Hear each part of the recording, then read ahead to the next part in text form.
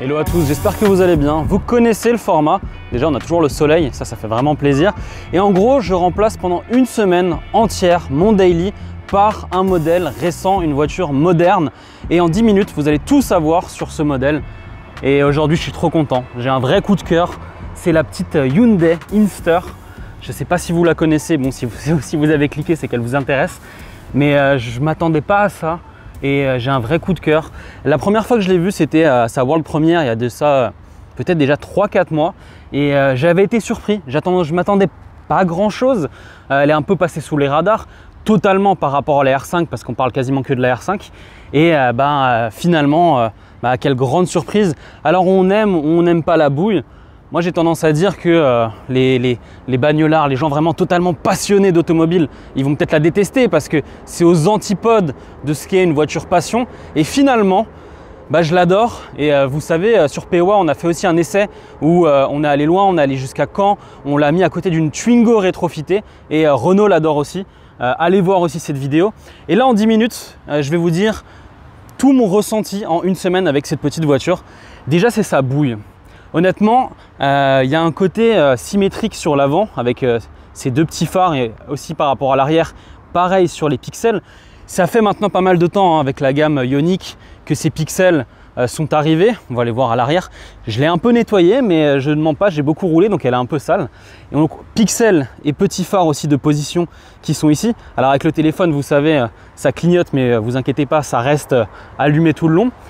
Elle est petite, 3,82 m. Si vous voulez, c'est un peu plus grand qu'une Fiat 500, mais c'est un peu plus petit qu'une R5. Et ce qui est fort, c'est juste ici, voilà, c'est l'empattement.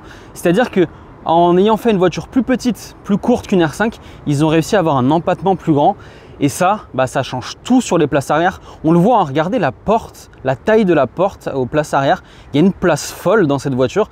La première fois que je l'ai vue et que j'étais monté dedans là, dans la World Premiere, j'y croyais pas. À l'intérieur, on a l'impression d'être dans une compacte et il y a beaucoup de modularité dans cette voiture. On va aller faire après un petit tour, hein. Je vais tout vous montrer, je vous ai déjà préparé entre le coffre, voilà, enfin, il y a pas mal de choses. Après, d'un point de vue esthétique, moi je l'aime beaucoup, j'aime beaucoup cette config et je ne sais pas si on s'en rend compte en fait en vidéo, mais elle a un côté presque jaune fluo. En fait, il y a un côté beige, œuf, un petit peu cassé comme ça, beige cassé, mais à l'intérieur et à certains petits endroits, il y a un côté un peu fluo. Même on le voit, regardez, avec le soleil. Là, dans le détail en fait du pailleté de la peinture, quand on la voit comme ça, esthétiquement, on a l'impression que c'est un jouet pour enfants, mais je trouve ça très positif. C'est une petite voiture de tous les jours, c'est un petit daily, c'est une voiture qui doit être mignonne, qui doit servir. Elle a un effet un peu baroud. J'ai pas la full option pour le coup, j'ai un peu la version entre deux. Vous avez deux motorisations. 97 chevaux ou 115 chevaux, forcément en full électrique. Il existe une version thermique, mais ça c'est pour la Corée et ça s'appelait la Casper. Et vous avez deux batteries, la 40 kWh et la 52 kWh. Là, j'ai une 115 chevaux. Franchement, honnêtement, c'est plutôt suffisant en électrique. Il y a beaucoup de coupes tout de suite. Il y a plusieurs modes. Avec le petit mode sport, même elle patine des fois en tout cas quand c'est un peu gras au niveau du sol. Et j'ai la batterie qui fait 49 kWh. Et comme je vous ai dit, j'ai fait un Paris-Normandie, je suis allé jusqu'à 10% de la batterie pour voir en gros quand est-ce qu'elle se mettait en mode un petit peu tortue. J'étais à 135 sur l'autoroute compteur. Enfin voilà, j'ai de quoi vous parler aussi de consommation. On va rentrer dans le vif du sujet. Voilà, première chose, c'est ce coffre. C'est-à-dire que on a un plancher qui est totalement plat, c'est très bien fait en fait avec ça. Vous voyez, c'est bien propre. Et on a encore un coffre ici, ce qui permet pour une voiture électrique, c'est quand même sympa hein, parce qu'il n'y a pas de frunk, de ranger des câbles. Et je ne sais pas si on s'en rend compte, mais c'est vraiment profond. Première chose, si je baisse ce siège, je vais le faire avec vous, hein. Je suis tout seul, j'ai qu'une seule main, mais regardez, c'est très facile, tout se fait très facilement. J'aime beaucoup. Là, le siège passager, tout bouge ensemble et les deux portes gobelets vont bouger ensemble. On a vraiment l'impression presque d'avoir une petite voiture américaine où c'était tout du long. Alors attention, hop, je le descends. Voilà, vous avez vu, hein, c'est facile. Il y a vraiment une sorte de ressort, donc on n'a pas besoin de mettre beaucoup de force. Et là, entre le tableau de bord jusqu'ici, on a 2,50 m. Je trouve ça vraiment incroyable. Et pour une voiture de cette taille-là, et où tout se passe aussi, c'est à l'arrière. Déjà, l'ouverture de porte, on est presque sur un angle à 90. Ça c'est très cool parce qu'on rentre vraiment très facilement. Pareil, si vous avez des enfants et c'est peut-être la deuxième voiture, bah, pour un siège enfant, ça c'est vraiment bien. Et là je suis à ma taille devant, on est à peu près sur du 1m80 au niveau du siège, sachant que je me mets plus en arrière que la normale parce que j'ai plutôt des grandes jambes et un petit tronc. Et regardez ça, je trouve ça incroyable. J'ai une place folle. Au niveau de mes jambes, j'ai tout ça, c'est juste vraiment fou. Au niveau de la tête, pareil, j'ai beaucoup de place et je suis bien dans cette voiture. Alors que honnêtement, des fois, sur des voitures modernes, je ne vais pas citer de marque là parce que j'en citerai une en particulier, ça va être négatif, mais il y a plein de voitures modernes qui font 4,20 m, 4,30 m, donc des fois des petits SUV où on a moins de place à l'arrière que dans cette petite voiture de 3,80 m. Et ça, vraiment bravo, sachant que ce siège, si on est à l'arrêt, parce que sinon ça va être compliqué de conduire, on peut aussi le mettre de façon totalement plate. Et allez voir les 7 POA, je me suis mis couché dans la voiture, il y a de quoi dormir dans cette voiture. Tout a été bien pensé. Les couleurs, bon là le combo pied de poule, je trouve ça vraiment magnifique, ça lui va vraiment très bien. Hop. Et encore une fois, petite chose de la législation, parce que je vais vous parler de prix et c'est en rapport avec ces banquettes. Moi vous voyez là au niveau des banquettes, j'ai une version 4 places. Version 4 places qui est la version, on va dire, mondiale, avec vraiment comme Twingo d'antan, vous pouvez tirer sur le siège et du coup avoir un coffre, hop, un peu plus grand quand il est en mode coffre normal. Et pareil, vous pouvez, hop, juste mettre le siège un peu plus droit, ce qui vous permet encore de gagner du coffre. Ça aussi, c'est pratique. Par contre, dans cette version 4 places, qui a cette super banquette coulissante qui est franchement un point fort, la France et sa législation magnifique fait que vous ne pouvez pas bénéficier du bonus écologique. Ça, c'est encore, je trouve ça incroyable. Et entre-temps, ils ont bossé, ils ont fait une version 5 places et elle est éligible au bonus en France. Donc maintenant, le bonus, il change tous les 4 matins et ça dépend de vos revenus, mais c'est entre 2 et 4 000 euros en gros. Et, mais par contre, on perd le fait d'avoir cette belle petite banquette qui va pouvoir aller en avant et en arrière. Elle va plus du tout être coulissante. Donc le meilleur plan en fait, c'est de la trouver en occasion récente avec la version 4 places si vous n'avez pas besoin d'une 5e place, parce que sinon voilà, vous pouvez pas coulisser, et ça je trouve ça un peu dommage. Hop, je remets le siège et on va parler un petit peu de l'intérieur et on va parler des prix. Je vous parlais des fameuses banquettes, est-ce que c'est 4 places ou 5 places sur la voiture, ça change forcément au niveau donc, du bonus écologique. Et au niveau du prix, la voiture de base avec la petite batterie 40 kWh et 97 chevaux, on est à 25 000 euros hors bonus. Voilà. De manière générale, elle est un peu moins chère qu'une R5. Alors vous allez me dire, une R5 déjà c'est français et il y a un côté, comment dire, déjà un peu patriote certes, mais aussi elle est belle, elle est différente la R5, on en parle depuis 4 ans, donc encore heureux finalement que celle-ci soit moins chère. Je trouve qu'elle se défend bien, peut-être dans une autre catégorie, mais elle se défend très bien. Et là, cette version, donc je vous ai dit, j'ai quasiment la toute option.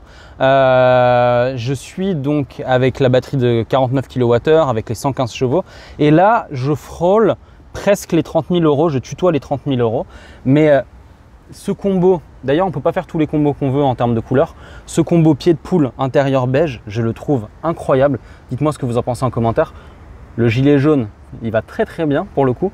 Là, ce que vous voyez ici, il y a comme des espèces de grandes vis, je vais vous le montrer là. Et ça c'est malin, vous mettez un quart de tour de côté et vous pouvez mettre différents petits accessoires. Pareil aussi à l'arrière pour les sièges qui sont pour par exemple les enfants ou pour les gens à l'arrière. Et vous pouvez soit mettre un support de smartphone, soit un petit rangement, soit un petit support aimanté, un magnète, comme ça vous pouvez mettre une photo. Ils font ça depuis quelques temps maintenant, même dans leur gamme Ioniq, mais moi je trouve ça malin. À l'intérieur, truc un peu basique, mais je trouve qu'elle a tout d'une grande. Je vais faire une vidéo complète sur les écrans parce que c'est une partie à part entière aujourd'hui. Je trouve que ça prend du temps et il faut en parler. Mais en dehors de la modularité incroyable, on se sent bien à l'intérieur de la voiture. Il y a des petits rangements assez simples partout. Voilà, à portée de main. Il n'y a pas de rangement qui se ferme à part la boîte à gants. Ça me gêne un petit peu au quotidien. J'aime bien pour les clés ou pour le parking.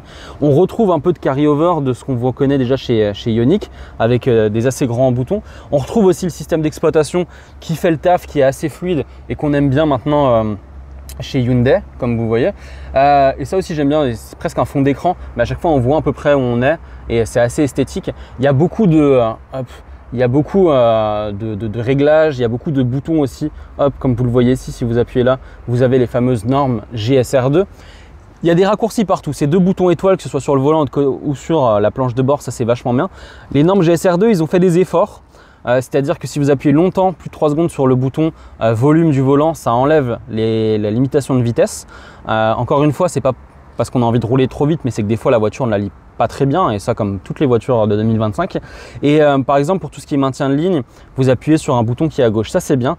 Mais je suis dithyrambique depuis avant, hein. Ce qui m'a un peu gêné, et encore une fois ils sont obligés parce que ça va arriver sur les GSR2, je crois que ça va être 2028 ou 2030, c'est ça. C'est cette petite caméra, là que vous voyez, elle me regarde. Honnêtement, c'est ça, donc l'alerte baisse attention conducteur. Faut l'enlever à chaque fois qu'on rentre dans la voiture parce que c'est ultra fatigant.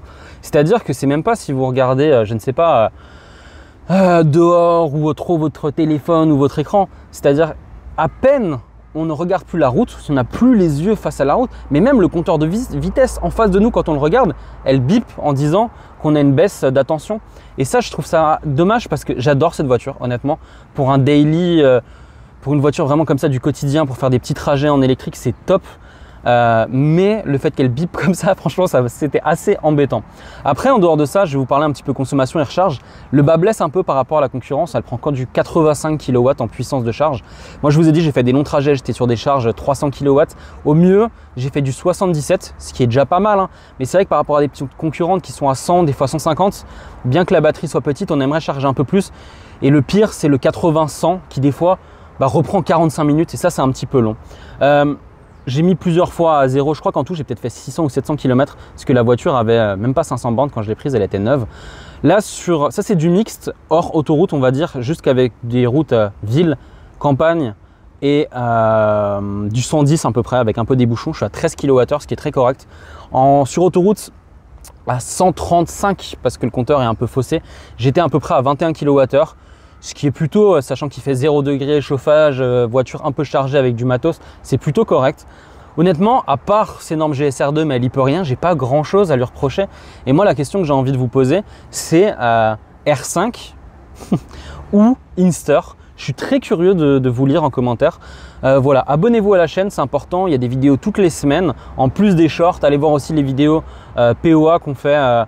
L'essai un peu différent et assez rigolo avec la Twingo rétrofitée. Et je vais faire une vidéo entièrement sur les écrans, sur la partie software. Ciao!